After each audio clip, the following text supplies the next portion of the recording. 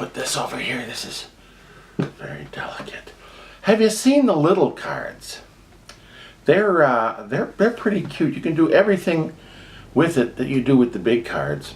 And it's actually easier to do magic. Let's say you pick the 9 of hearts. Okay. Well, if I put that back in here, it would be easy to find because all I'd have to do is gather these together, give it a squeeze, and you can see it's easy to find a little card among the big cards. I don't know how I'm going to get those back in this box. Well, anyway, I'm going to do a card trick as long as I have the cards out. I'm going to give them a little shuffle. I'll shuffle them this way so you can see them. And I'm going to divide it into about 3 parts. 1, 2, 3. Now, I have a helper over here. Hi, how you doing? Good. I want you to pick one of these 3 piles and we'll number them 1, 2, 3. 3. 3, this pile. Okay. Would you like to shuffle them? Yeah. Take them. There you go. Give them a shuffle. Thank you very much. Now, your chosen card is going to be whatever one ended up on top here. And I won't look at it, but I'll show it to you. You see it? Remember it. Okay. Now I'm going to pick this up, turn it face up, and I'm going to put it on top of either 1 or 2. Where do you want it? 2. 2, all right. And I'll sandwich it with 1 right here. Now what I do is I just give these a little cut, and I shuffle them together like this. Now I'm going to do what's called muscle reading. I don't know if you're familiar with muscle reading, but it's checking out little twitches and things that people do. So I'm going to just take a face down card here. I'll take this one, and I'm going to run this along these cards. And when I get to your card, I should see some sort of imperceptible, almost movement in your arm or your face or something. So here we go. It's the middle that's important because that's probably where it's going to be. So here we go.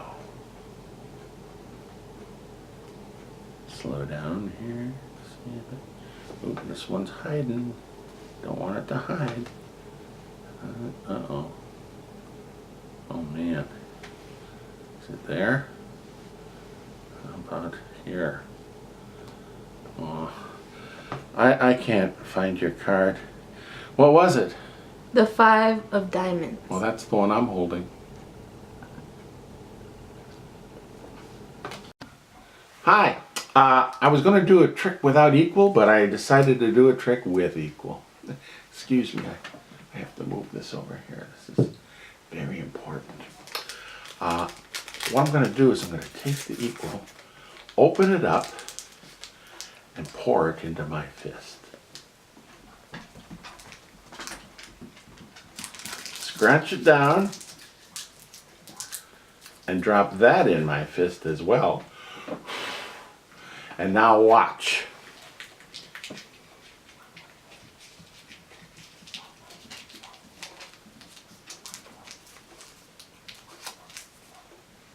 Hi, welcome to the Hideaway.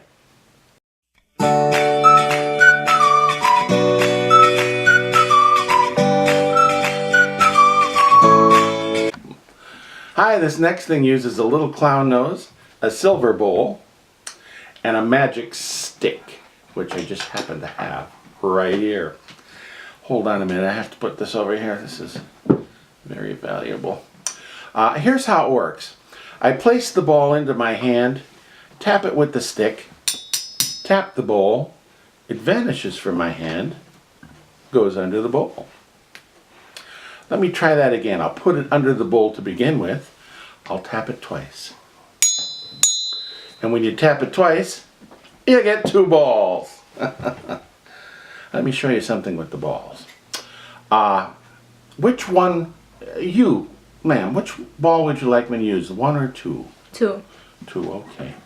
I'll put 2 in my hand, and 1 I'll just stick in my pocket. Now watch. 1, 2, 3. I don't know where it could have gone. What? Oh, it's snack time. Ooh, it's very important. I want to make sure nothing happens to that. I got 2 cards here. I got a Jack of Hearts and a 9 of Hearts. And I want to tell you a little science experiment that I did the other day. I was piddling around with a deck of cards, and I took one card and I folded it the long way. Just like this. I took the other card and I folded it the short way. Just like this. Then I put one inside of the other and I opened them up like that and folded them the opposite way. And do you know what I done? I wrecked a perfectly good deck of cards. That's what I did. But I noticed something weird happened.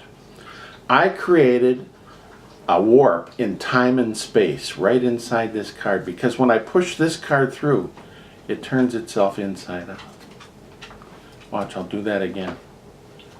Every time I push it through the warp, it turns itself inside out. So I brought this to the University of Minnesota Department of Physics, and I asked the head of the department, how do you suppose that works? And he said, well, I have no idea. But he did pose an interesting question. He said, what would happen if you were only push it halfway through the warp and then destroy the warp? I said I wasn't sure, but what I think would happen is that half the card would go this way and half the card would go that way. And that's my story, and I'm sticking to it. Well, that's all the time we have. I hope you enjoyed it. I enjoyed doing it for you. And I invite you to come to the Hideaway, where you come for the magic and you stay for the fun. If you want to get a hold of me, it's frankft@aol.com. And in the subject area, put Hideaway so I know it's from you. And if you get a chance, like the page, because I like it when you like it, and so does YouTube. And if you're not a subscriber, please subscribe. We got plenty of magic coming your way at the Hideaway, where you come for the magic and you stay for the fun. What's that? Oh, this? Oh, this is a crystal goblet that's been in my family for 3 generations. My father gave it to me when I was a teen. His father gave it to him. So it's been around for about 70 years now. And there's a tradition with this. When my son gets a little older, he'll get this, and it'll be 4 generations. The tradition is the Tugas family only drinks from this side of the glass, not from this side of the glass. My father only drank from this side of the glass. His father only drank from this side of the glass. And I only drink from this side of the glass. What happens when you drink from that side of the glass? This side of the glass doesn't work. Could you put this over there on that shelf? It's very valuable. And I don't want it